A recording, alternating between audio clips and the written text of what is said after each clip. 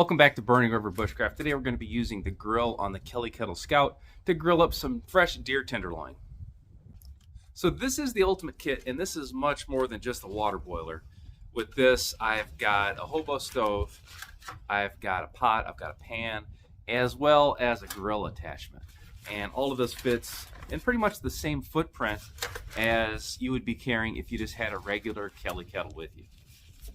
So I've got my pot support put together, and then I'm going to use the fire base off of the kettle, get a fire going, and then we'll put the grill attachment on.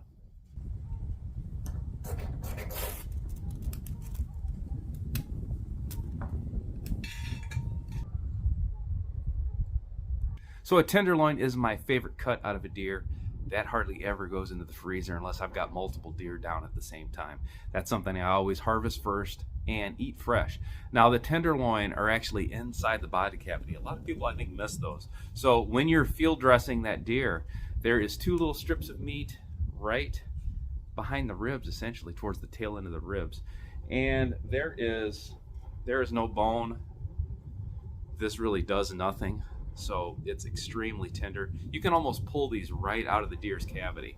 So this was a pretty good sized buck. Most of the time these are a little bit smaller. I'm gonna go ahead and season these up, and we'll let the fire get ready to cook.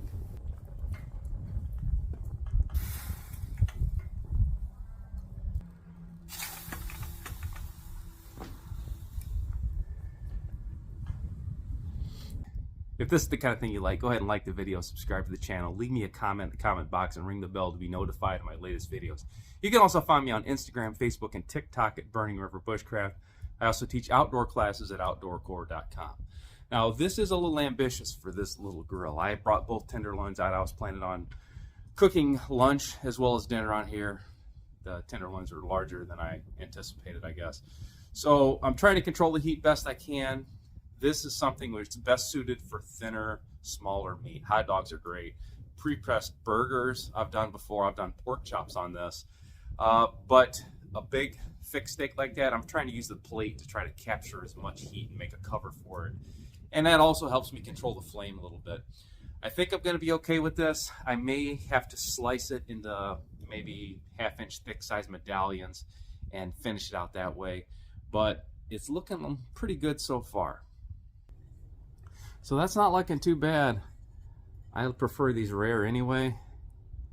And that's about a pink center. The thinner end is probably done or a little overdone.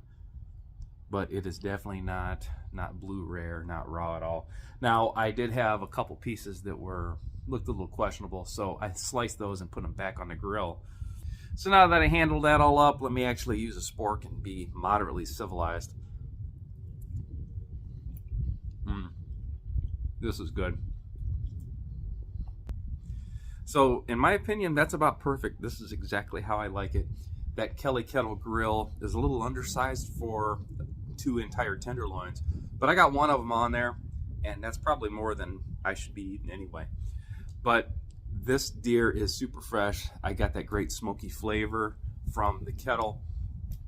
This deer was walking 24 hours ago. So super fresh. I'm loving the seasoning on this. Another great lunch on the Kelly Kettle. All right, till next time, this has been Jamie Boggs with Burning River Bushcraft. See you soon.